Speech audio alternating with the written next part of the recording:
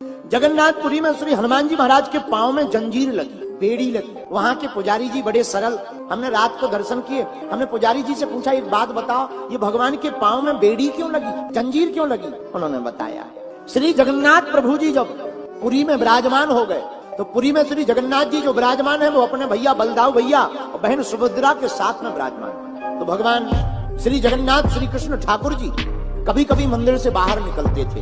बाहर निकलते थे तो बगल में समुद्र है और समुद्र लगते भगवान के ससुर विष्णु भगवान की पत्नी लक्ष्मी, लक्ष्मी के पिता का नाम समुद्र। तो समुद्र देवता क्या करते थे, भगवान के दर्शन करने के लिए बार बार मंदिर में आ जाते थे। पहले जगन्नाथपुरी के मंदिर में जब समुद्र देवता आवे तो मंदिर टूट जा। 2-3 बार हो गया तो भगवान ने हनुमान जी को पहरे पर लगा दिया।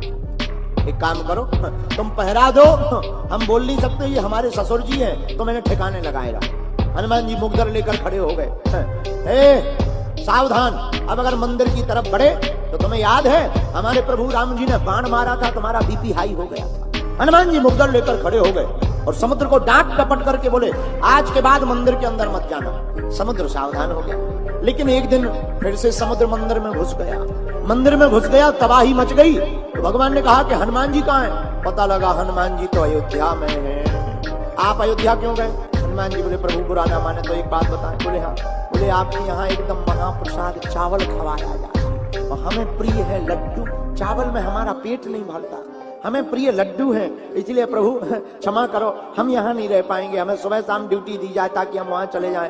भगवान ठाकुर जी श्री जगन्नाथ जी बोले, नहीं ऐसा नहीं होगा, आप अयोध्या नहीं जाएंगे। आप अयोध्या जाते हैं, यहाँ मंदिर में समुद्र आ जाता है, आप यहीं पर खड़े रहो, हम तुम्हें एक लड्डू का थाल देते हैं, ये लड्डू कभी खत्म नहीं होंगे, जब मन हुआ करे तब पा लिया करो।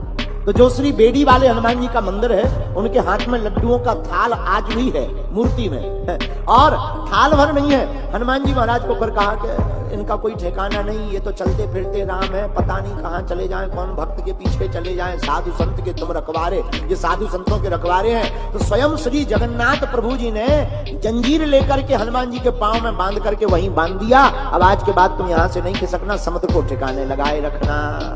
आज भी हनुमान जी वहां बैठे, श्री बेड़ी वाले हनुमान जी। और हनुमान जी महाराज संकट से छुड़ाने वाले। एक कथा, सत्य घटना, आज हम सुबह हनुमान अंक में पढ़ रहे थे। श्री हनुमान जी का एक चरित्र छपा हनुमान अंक की पुस्तक में। एक महात्मा हुए स्वामी श्री राम अवधदास जी महात्मा। स्वामी श्री राम अवधदास जी उत्तर प्रदेश के जौनपुर के रहने वाले। बचपन में ही ये राम जी के लगन में बड़े मस्त थे। अपने माँ बाप के एक लौते बेटा थे। इनकी माँ बड़ी भक्तिमती थी। मेरे प्रियजनों, इसलिए हम आपसे कहते हैं, प्रत्येक माँ को भगवत भक्तमय होना चाहिए अपने बेटा और बेटी को संस्कार देने के लिए। जो माँ भक्तनी होती है उनके बालक और बालिका संस्कारवान होते हैं। क्यों? प्रथम गुरु माँ होती है और माँ भक्तनी होगी तो बेटा बेटी माँ के ही आदर्श पर चलेंगे, तो बड़े होकर के वो भी भगवान के भक्त ही बनेंगे। तो श्री राम अवधदास की माता जी बड़ी भक्ति मता, सीताराम नाम बचपन से ही सिखा दिया। एक बार की बात है, रात के समय पति चले गए बाहर गांव, अकेली थी, बेटा छोटा था 8 साल का। बेटा का नाम राम अवधदास। दोनों पलंग पर लेटे, गर्मियों का समय, जून की गर्मी में भयंकर ताप, तो घर के आंगन में पलंग बिछा करके लेट गए, दरवाजा खुला छोड़ दिए ताकि हवा आती रहे। और माँ अपने बालक को रात के समय पड़े पड़े हनुमान जी का चरित्र सुना रही थी। मेरे प्रिय जनों, गर्मी का महीना, खुले किवाड़, 10-15 डकैत, पुराने जमाने में डाकू बहुत होते, सत्य घटना बता रहे आप। 10-15 डकैत डाकू हाथ में लाठी लेकर घुस गए। और जहां घुस गए ये कथा सुना रही थी कि हनुमान जी ने लंका में आग लगाई। बिल्कुल सत्य बात बता रहे आप। कथा कहती है जैसे ही डकैत चोर अंदर आए तो माता जी देख करके डर गई, कांपने लगी। तो बेटा बोला, माँ क्या बात है, तुम चुप क्यों हो गई? अब बताओ आगे हनुमान जी ने लंका कैसे जलाई? माँ बोली, बेटा सामने देखो। तो सामने देखा 10-15 लोग डकैत चोर हाथ में लाठी लेकर के खड़े हुए हैं, मारने के लिए आतुर। तो ये बालक इतना भक्त था। बोली, माँ जिस प्रकार लंका में विभीषण की रक्षा हनुमान जी ने की, तुम डरो मत, तुम चुप क्यों हो गई? तुम कथा सुनाओ, हम हनुमान जी को बुलाते हैं, हनुमान जी हमारी तुम्हारी भी रक्षा करेंगे। तो महाराज कथा का ऐसा प्रभाव पड़ा, उन चोरों ने ही इस घटना को अपने मुंह से बताया।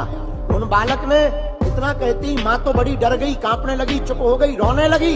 लेकिन बालक पड़ा पड़ा खाट पर उठ करके बैठ गया और श्री राम अवधदास जी 8 वर्ष के बालक ने दोनों हाथ उठाकर कहा, ओ हनुमान जी, ए हनुमान जी, जल्दी आओ, लंका बाद में जला लेना, ये चोर हमारे घर चोरी करने आ गए हैं। इतना पुकारते ही विशाल काय बंदर वहां पर प्रकट हो गया और चोरों को चांटा मार करके भगा डाला। और जहां चोरों को भगा डाला, सोई माता फबक फबक कर रोती हुई, आंखों से झरझर आंसू भर गए कि धन्य है वीर बजरंग बली, धन्य है हनुमान जी महाराज, धन्य है उनकी कथा। आज भी कलयुग में श्री हनुमान जी महाराज साक्षात प्रकट हो जाते हैं, तो भगवान की कथा को दिल से कहता है, परमात्मा प्रकट हो जाते हैं।